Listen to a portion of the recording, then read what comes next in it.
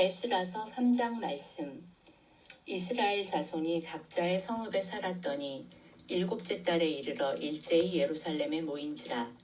요사닥의 아들 예수아와 그의 형제 제사장들과 스알디엘의 아들 스룹바벨과 그의 형제들이 다 일어나 이스라엘 하나님의 제단을 만들고 하나님의 사람 모세의 율법에 기록한 대로 번제를 그 위에서 드리려 할세. 무리가 모든 나라 백성을 두려워하여 제단을 그 터에 세우고 그 위에서 아침 저녁으로 여호와께 번제를 드리며 기록된 규례대로 초막절을 지켜 번제를 매일 정수대로 날마다 드리고 그 후에는 항상 드리는 번제와 초하루와 여호와의 모든 기록한 절기의 번제와 사람이 여호와께 기쁘게 드리는 예물을 드리되 일곱째 달 초하루부터 비로소 여호와께 번제를 드렸으나 그때의 여호와의 성전 지대는 미처 놓지 못한지라. 이에 석수와 목수에게 돈을 주고 또 시돈 사람과 두롯 사람에게 먹을 것과 마실 것과 기름을 주고 바사왕 고레스의 명령대로 백향목을 레바논에서 욥바 해변까지 운송하게 하였더라. 예루살렘에 있는 하나님의 성전에 이른 지 2년 둘째 달에 스알디엘의 아들 스룹바벨과 요사닥의 아들 예수아와 다른 형제 제사장들과 레위 사람들과 무릇 사로잡혔다가 예루살렘에 돌아온 자들이 공사를 시작하고 20세 이상의 레위 사람들을 세워 여호와의 성전 공사를 감독하게 하매 이에 예수아와 그의 아들들과 그의 형제들과 감미엘과 그의 아들들과 유다 자손과 헤나닷 자손과 그의 형제 레위 사람들이 일제히 일어나 하나님의 성전 일꾼들을 감독하니라.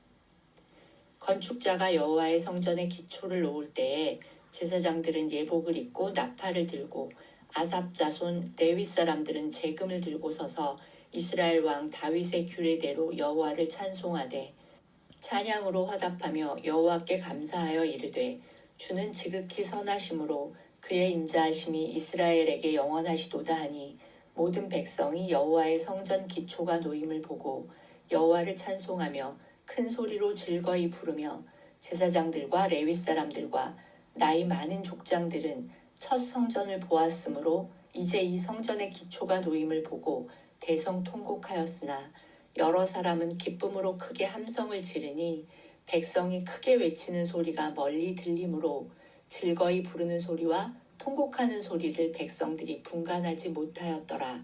아멘.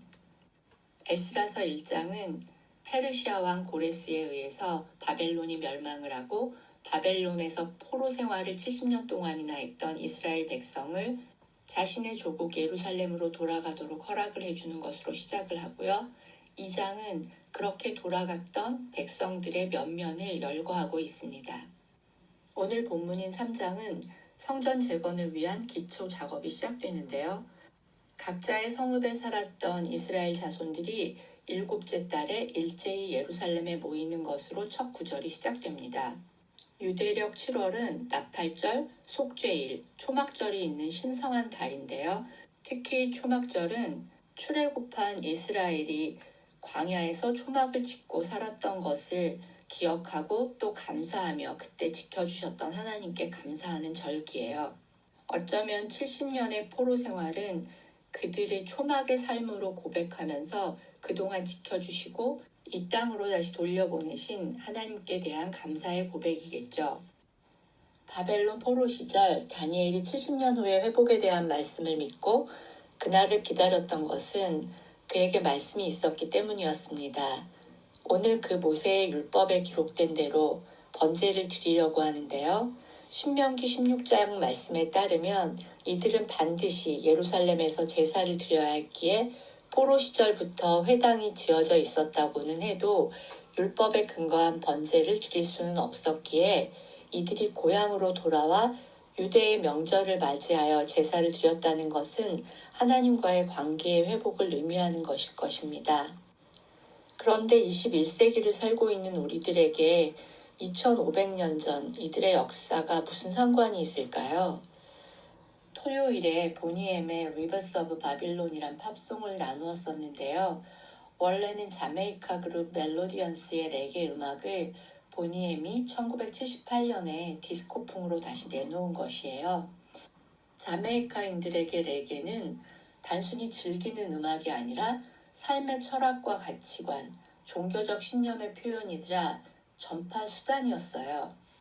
300년 이상 영국의 식민지였던 이 작은 섬나라 인구의 대다수는 아프리카에서 끌려온 노예들의 후손, 흑인이었는데요.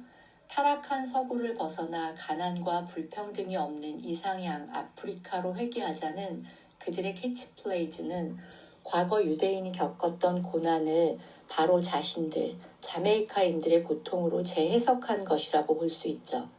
이들에게 바벨론은 악덕과 부조리와 타락으로 가득한 지배국이었고요. 예루살렘의 성스러운 언덕 시온은 자연과 생명이 조화를 이루는 아프리카입니다. 이러한 적용이 리버스 오브 바빌론 같은 노래가 나올 수 있었던 이유죠. 어제 올려드렸던 주기도문 역시 하나님 나라와 그의 뜻이 이 땅에 이루어지게 해달라는 기도이긴 하지만 이 땅을 살아가는 우리의 현실이 무시될 수 없기에 우리의 의식주, 우리의 관계, 우리에게 오는 시험을 어떻게 기도하며 살아가야 하는지에 대해서 섬세하게 가르쳐 주심을 보았습니다.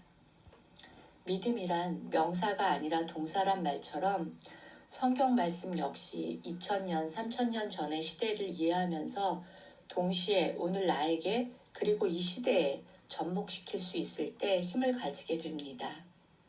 어쩌면 70년 만에 예루살렘에 돌아온 이 경험이 이스라엘인들에게 2000년 가까이 전 세계를 디아스포라로 떠돌면서도 시오니즘을 바탕으로 1948년 다시 국가를 세우며 팔레스타인 땅으로 돌아오게 된 원동력이 되었겠죠. 전 세계가 팬데믹으로 모여서 예배를 드리기 어려운 시대가 된 지금 교회의 대형화보다는 내실로 겉으로 보이는 외형과 교회 안에서의 헌신으로만 제한되었던 믿음들이 다시 말씀 안에서 견고한 성전을 새롭게 쌓아가야만 하는 이 시대에 진정한 예배는 무엇이며 진정한 섬김은 무엇인지 아침 저녁으로 드리는 번제와 항상 드리는 번제라는 이 구절 속에서 우리의 일상을 돌아봅니다.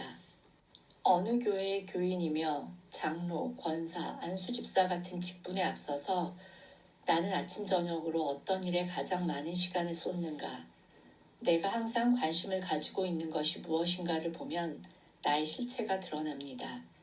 내가 시간과 물질을 쏟고 있는 것이 바로 나의 신이요 우상이기 때문입니다. 제가 사는 북경은 코로나 이외의 정치적 이슈로 교회가 문을 닫고 30개가 넘는 순으로 흩어져서 예배를 드립니다. 적게는 10몇 명에서 많게는 40명이 넘는 순들도 있고 영유아부터 60대까지 다양한 연령의 사람들이 모여서 같이 예배를 드린 지 1년이 되었습니다.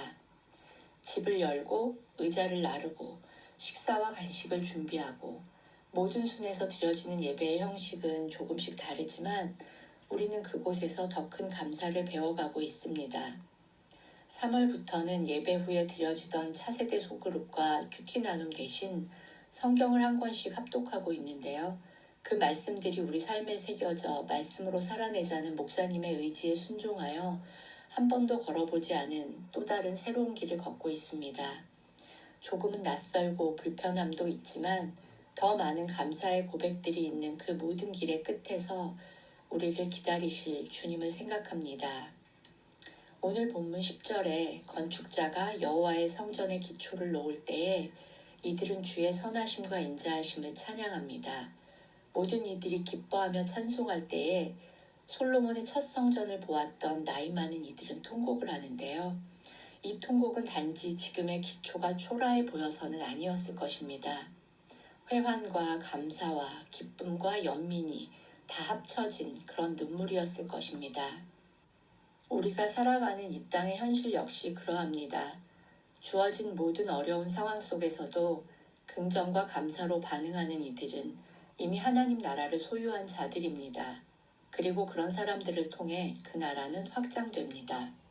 오늘도 우리가 사로잡혔던 세상의 우상 속에서 돌이켜 우리의 심령 안에 새로운 성전의 기초가 놓여지기를 간절히 기도합니다.